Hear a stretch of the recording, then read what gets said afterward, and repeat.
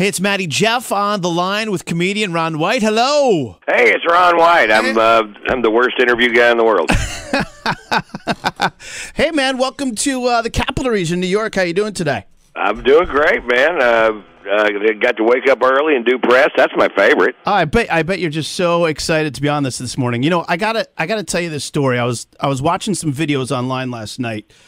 Just comedy bits, whatnot, just doing some prep for the interview, and I get fixated on the bottle of scotch on stage, all right, because I like a good scotch. And I imagine in my head, maybe you'll find this weird, maybe not, but I imagine if I ever went to like a party at your house, and like if I went to get a glass of water out of the sink, if I turned the sink on, scotch would just come out. That's not true at all. Not true at all? Tequila comes out. And I figured like the bread basket would be full of cigars. There are a lot of cigars in this house and a lot of scotch, but I quit drinking scotch maybe 3 years ago, and I just drink tequila.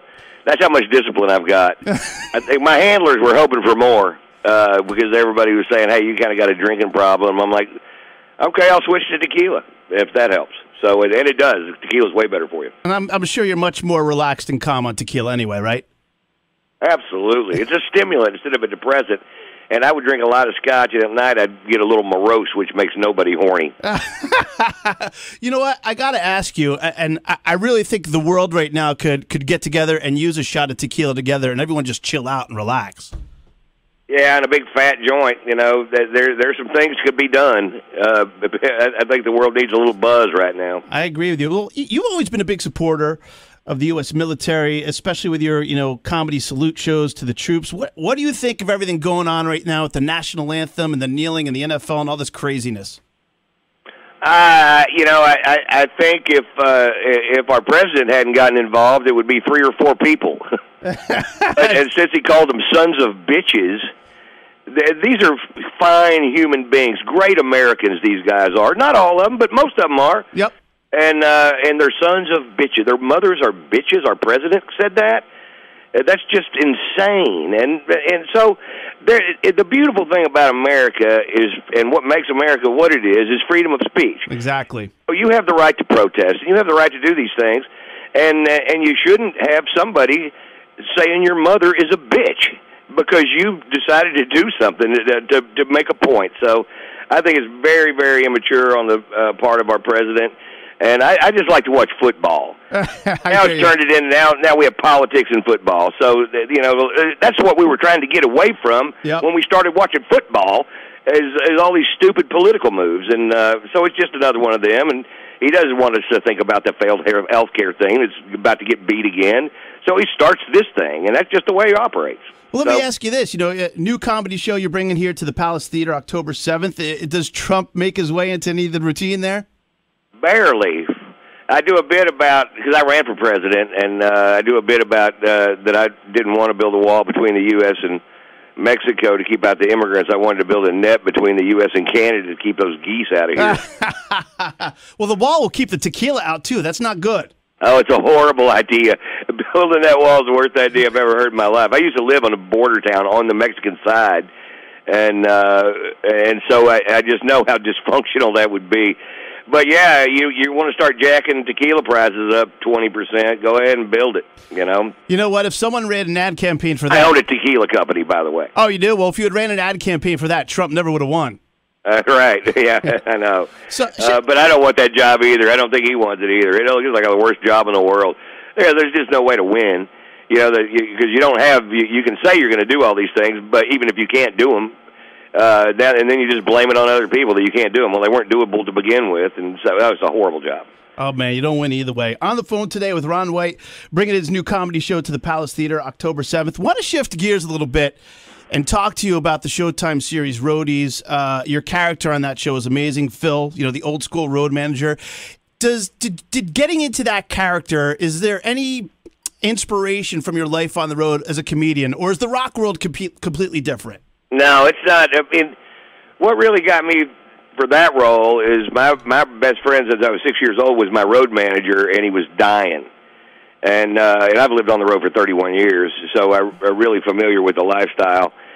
And when Cameron Crowe called for me to be in it, I was at Steve's bedside at Cedars in L.A. Mm-hmm. We moved him out there. We'd thrown everything at this cancer but the kitchen sink, and we were looking for the sink. And I went down there to his office, and when I left, Steve said, "Where are you going?" I said, "I'm going to go read for a part." He goes, "What are you going to be playing?" And I said, "I'm going to be playing you in this one." And I went down to Cameron's office, and I opened my mouth, and I sobbed uncontrollably. And it's the first time I cried about it. I don't know why my body picked that minute to feel the loss of my friend, but it did.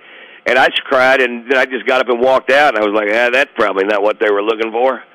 And Cameron called me back after Steve had passed away and said, "Why don't you come back in? Let's try this again. This is your part." And so I came back, and so it was really emotional scenes in it, and it was really easy for me to get emotional about it because I was playing my friend. Well, I can imagine that was super powerful. And working with a guy like Cameron, maybe that first meeting, he saw that emotion, and that kind of made him remember you. But, I mean, this guy's a legendary, rock journalist. What was it like working with him? It was a treat. I don't like doing television, and I don't like doing movies. It's just because they're just not fun to do for the most part. It's a lot of waiting and a lot of trailer sitting, and you can't mess up your hair, so you can't go to sleep, or the makeup people will not be mad at you. Cameron is a jewel, and he knows how to create a situation where people will just give everything to please him.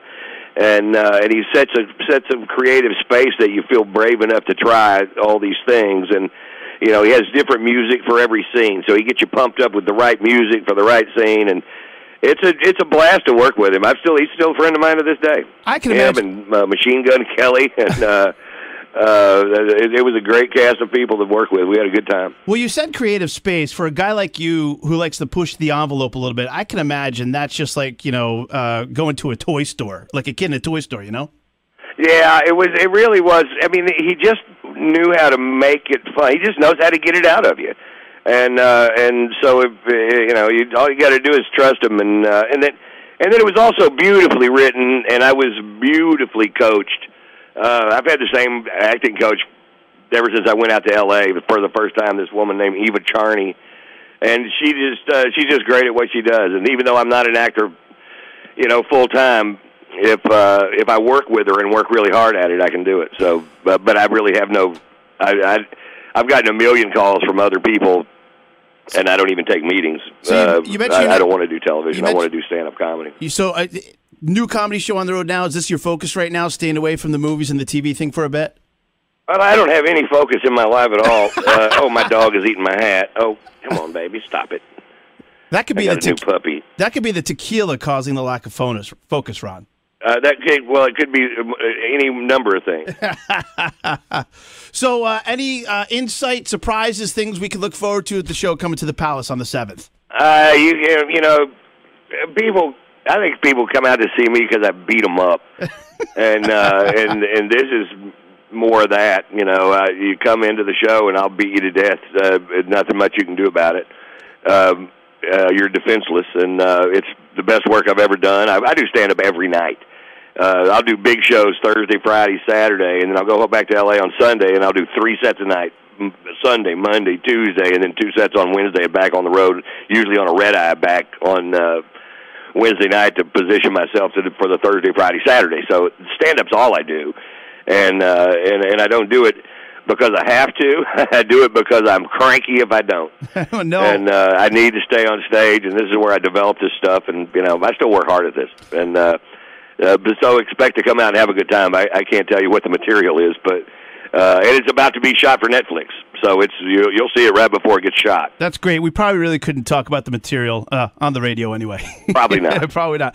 Hey, got to ask. Obviously you're known for working with the blue collar comedy guys, Foxworthy. Any chance you work with them again in the future? Or that's just in the past, and you guys are just friends now and reminisce about it? It is in the past, and we're friends. But Jeff and I did. He does a thing on Sirius called Jeff and Larry's Comedy Roundup or something like that. But there's a segment on it called The Comic's Mind.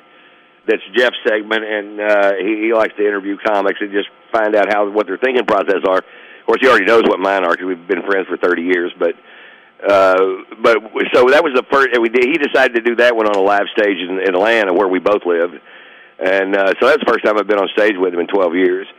and we had a blast, and the crowd did too. And it was just him asking me questions and him reminding me of things I've said and things like. I mean, but it ended up being a really fun thing, and that's going to be aired on Sirius sometime this week. I'm not sure when. Oh, that's awesome. On the phone with Ron White, looking forward to the new comedy show at the Palace Theater, Saturday, October 7th, next weekend. Comedian, actor, though not acting right now, and tequila company owner. What's the brand of tequila you own? It's called Number Juan, Juan. You can get it off my website. It's the best drink of liquor I've ever had in my life, which is why I bought it. So when I come to your house, that's what'll come out of the faucet, correct? Right out of the faucet. Number Juan, extra añejo. Hey, Ron, thank you so much for spending some time with us today. We're looking forward to seeing you here in Albany. Hey, nice work, dude. Appreciate it.